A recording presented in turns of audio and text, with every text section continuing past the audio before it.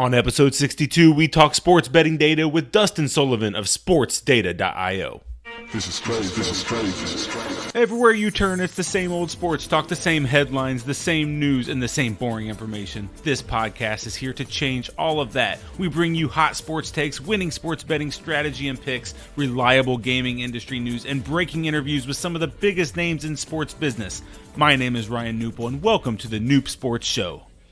All right, welcome to another edition of the Knup Sports Show. My name is Ryan Knup. I'm your host here each and every week. Today we have a very special guest with us. We have Dustin Sullivan, who's a partner at SportsDataio. Dustin, are you with me? I am. Good to be here, Ryan. Awesome. I really appreciate you joining me. I know we connected several months ago back at the Betting on Sports America conference in New Jersey, and had a really good time talking to you and thought, hey, what better way than to, myself get to know you than let my audience get to know you as well. So I appreciate you joining me. Absolutely. Cool, man. So SportsDataio. Tell me a little bit about what your company does, kind of why you guys are in business. Sure. Well, to start from the beginning, we've been around since 2008.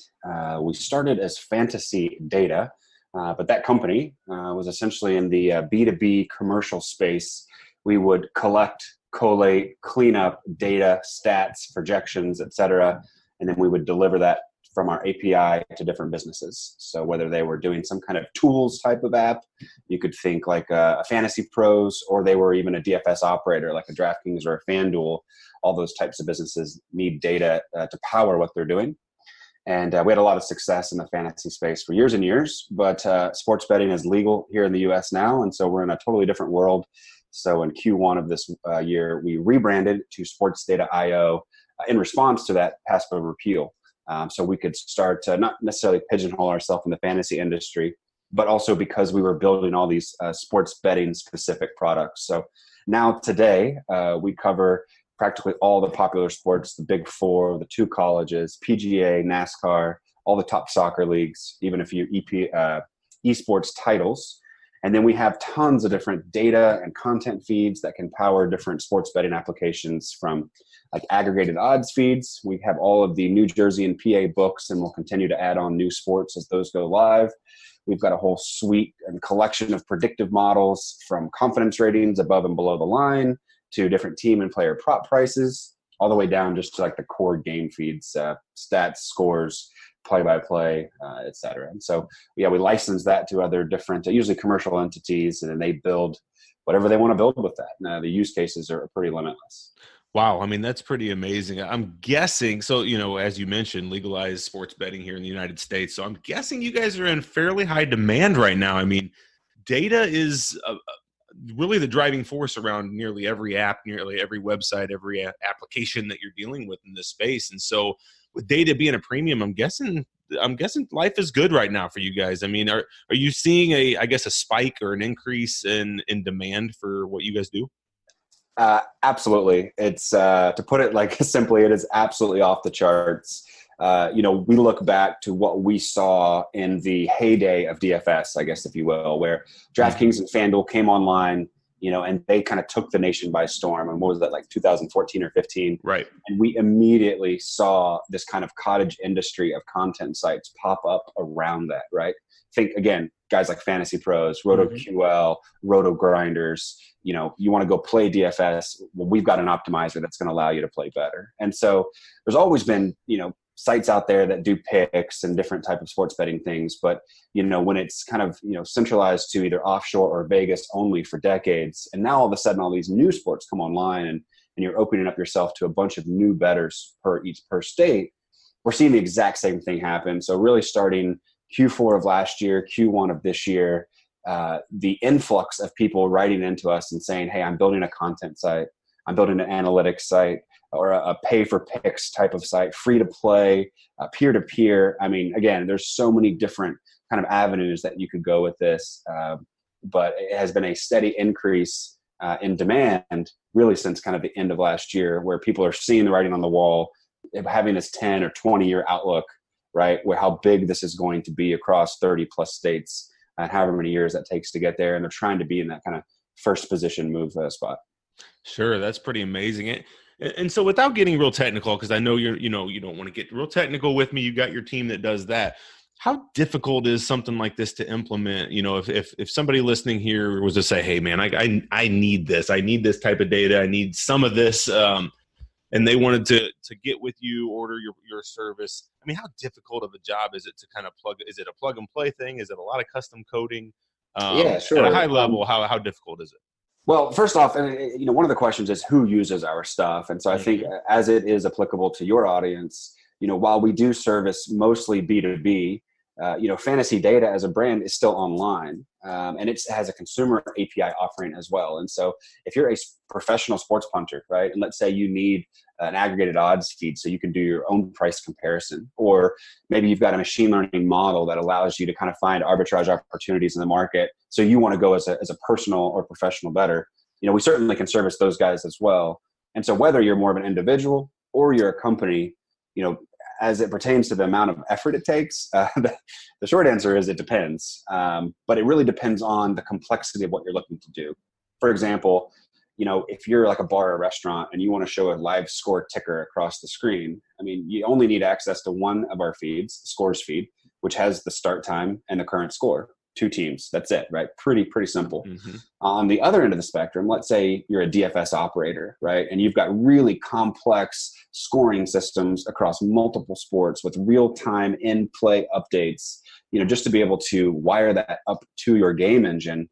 That could take months, right? 6 to 12 months. But on average, all that being said, for a commercial entity that's looking to kind of power their tools or their content site, usually a handful of months, we'll get into the finish line. Man, that's awesome. It's good to see you guys really growing like this. And like I said, I really did enjoy, I'm kind of going to flip gears on you here. I really did enjoy sitting down and chatting with you at that conference back in New Jersey. Did you guys have a good experience there? Did you enjoy that conference? Yeah, it was okay. I think that, I've been to the conferences in Europe. I've been to ICE in London before, and you just see how big of a show that is. So I think that was my measuring stick. So to see what SBC is doing here in New Jersey, and I think ICE has a betting on sports, I think it's called. Yep. Those guys are trying to get into this space. And like my commercial clients, these shows are trying to get in that kind of first position spot, right? Because I think they see where it's going to go. So I don't think it's an apt comparison to look to these shows here in the US to what's happening over in Europe, but also the market here is a lot less mature as well. So it was decent. But I fully expect those shows to get bigger and bigger and bigger over this next kind of 3 to 5 years. Yeah, for sure. And I guess that's, I didn't have that comparison because I'd never actually been over to London for any of those other events over in Europe. And so to me, this was like the Super Bowl, right? This is like the best day ever, just having a conference dedicated to sports. So, I went to 3 or 4 of them and really enjoyed my time there. But anyway, back on track here. So SportsDataio, what's the future for you guys? I'm looking at your site, and after talking to you, it seems like you guys have nearly everything. It seems like you have every single data point and every single thing out there currently. What's the future for you guys? I guess with SportsDataio or with anything else you can talk about that may be futuristic in thinking. Yeah, sure. I think you kind of said what our vision is for the company, and that is to kind of be a one-stop shop, right? So in the past, a lot of times if you were a business owner, if you were a commercial app owner, and you had a tool or a game or something that you need powered with data, a lot of times you'd have to kind of piecemeal that together from going to a bunch of places, right? I want player headshots, so I'm going to go to this guy. And then I need an injuries feed, I'm going to go to this guy. And then I need just the box scores to be able to settle up contests, so I'm going to go to this third guy. And at the end of the day, to integrate a data feed, like we said before, it's no small feat, right? So if you've got 3 different content suppliers, data, images, news, whatever, and that's 3 different integrations. And so that's 3 times the amount of time to get to the finish line. And we found that, developers at the end of the day are the biggest bottleneck a lot of the times in building these things, right? Because it's so difficult to find good talent. So as a business owner, if you can reduce the amount of time that those developers are spending, then you're going to get to market faster. You're going to keep your developers happier. Everything is going to just kind of work out a little bit better. And so our vision has always been, let's be that one-stop shop. And so like we were during our fantasy data era, we had everything that a fantasy company would need. We try to kind of take that same mantra over to SportsDataio so that if you're building, again, like an Action Network type of site, or even if you're like a peer-to-peer or some kind of sportsbook operator, we're going to try to have everything that you need under one roof. And that's not a available today sort of thing, but it's something that we're absolutely working toward. I think the biggest example is our aggregated odds feed, right? So we look to affiliate type of sites. Like we did a big deal with Katina Media recently, where, obviously those guys are kind of a world leader in monetizing and collecting affiliate revenue, right? Sure. But if you look forward to 5 years from now, and you've got 10 books per state across, let's say, 30 states, well, is that going to be 300 different odds feeds integrations? Well, it likely will be, unless you come to a company like us. And so we want to take on that heavy lifting. And as each new state comes online, we'd like to be able to try to grab those odds, put them into one unified format, one unified feed. So all you need to do is just grab the new ID and plug that in. And so today we've got, like I said, most of New Jersey and Pennsylvania, but that is going to be an ongoing project for as long as we're in business, really, and new states come online and continue to work on that. I think that the other way that we're trying to innovate in the sports betting space is just really more sports. So Today we cover, like I said, the Big Six and PGA and golf and MLS and all the big ones. But what about WNBA and CFL and tennis? And there's a lot of these, maybe not tennis, but a lot of these kind of like tier 2 level sports that you will find on a sports book that you can absolutely take action handle on. So we want to try to, have coverage of those sorts of things so we can stay a one-stop shop and not for people to have to fill in gaps by going somewhere else. And so I think you'll see kind of new innovations from us expand that way, more sports and then more sports books for each of those sports. Man, that's really powerful, really cool. What about eSports? I noticed you list eSports. I'm curious what your take on eSports and the future of that is. Are you guys in that space? I'd love to hear your opinion and maybe your listeners' opinions. I am a bit baffled on what is going on with esports. As a company, we were told numerous times by a lot of our current and prospective clients, we want to get into the esports game. We want access to these data feeds now. Please build it. If you build it, we will come. We built it and nobody came. Wow. I think we've got just a couple of guys taking some League of Legends and CSGO feeds. That's the two titles that we cover now. But it feels like it's still a misunderstood buzzword more than a solid sport that you can go to market and try to monetize today. Like, people know they should do something with it because they see what these brands are spending, especially in Asia, but they're not exactly sure what to do just yet. So we've got coverage. We've got very basic coverage across stats and even some predictive models built. But I think people are still trying to figure out what is it going to become. And I certainly don't blame them. With the NFL, you've got Roger Goodell, you've got a commissioner, you've got a league structure, you've got playoffs. Everything is nice and kind of in a nice little box. But esports, it really feels like the Wild West, right? What's the difference between an amateur and a pro tournament? Is this team really a pro team if they've only been in one pro level tournament? So, there's not that kind of cohesiveness around all these tournaments just yet. I certainly expect it to get there, but as it stands today, we try to collect what we can, and not everyone is necessarily signed up for it. But I'm sure it'll continue to evolve.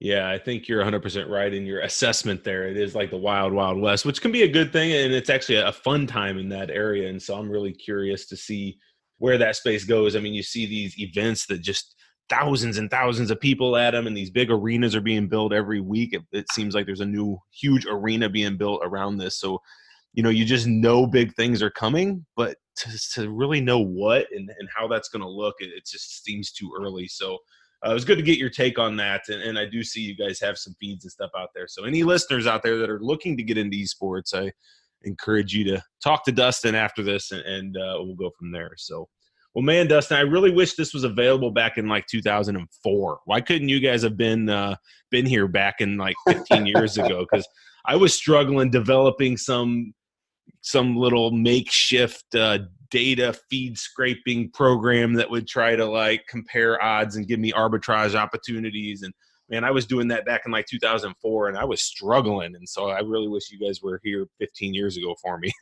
Yeah, I sure wish as well too. I mean, I know for years and years, there was really just one company in the space. And from the mid 80s up until the early 2000s, I mean, they really were the only place that you could go. And they knew it as well. I think they kind of treated it as a bit of a monopoly sort of thing because that's how they had it set up.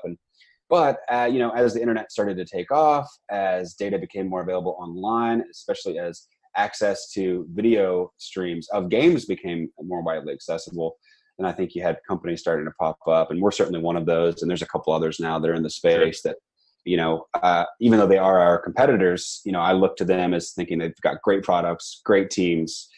So unfortunately for you in 04, but fortunately for the guys that are starting today, there are quite a few good options out there. Yeah, that's awesome. Well, great. Well, I won't keep you too long here. So if listeners wanted to get a hold of you, or if they had any interest in data, tell us the best way to contact you or to just find more information about what you guys have. Yeah, sure. I mean, we try to be kind of dev friendly, dev first, which means that everything we have is published on our website. So if somebody wanted to just start looking through our feeds, they could literally get access in about 5 minutes by sign up for a free trial on our website, SportsDataio. It never expires. You get 1,000 API calls per league per month. So I've got guys that go the majority of the way through integration before they ever even reach out, and I know who they are, and we're happy to do that. And we certainly give a lot of stuff away for free as well: schedules, players, standings. So there's a lot of powerful stuff that you could do right out of the box directly from our website. But if there's more things there that you want access to, or try to talk about getting access to the premium stuff, I'm at Dustin at SportsDataio. Drop me a note there, and we'd love to try to help out. That's awesome. I always love free stuff. So I encourage you guys to head out there, check out SportsData.io, see what Dustin and his team have available for you. Certainly big things to come from you guys. So any last closing words here for the audience as we get off? The only piece I would probably mention is just that while SportsDataio is our commercial entity, and it's always fun to talk about the business side of things and trends we see from an industry perspective.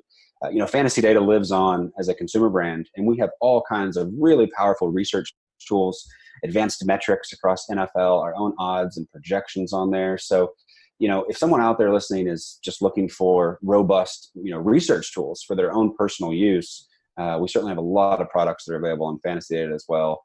And trying to roll out new stuff all the time. So always eager and keen to get feedback on those if people think those are valuable. And that's at fantasydata.com, correct? Correct. Awesome. Well, Dustin, it was a pleasure. I appreciate you joining me. And if you ever need anything from me, don't hesitate to holler. Audience, I urge you to get a hold of Dustin, take a look at sportsdata.io. And I'll continue to look for big things from you guys, Dustin. So appreciate you joining me. Thanks a lot, Ryan. Glad to be here. Have a great one. Take care. Thanks for listening to this episode of the Knup Sports Show. If you enjoyed this podcast, please consider subscribing to our iTunes channel today. Plus, visit us at knupsports.com for more picks, previews, strategy, and news. That's knupsports.com.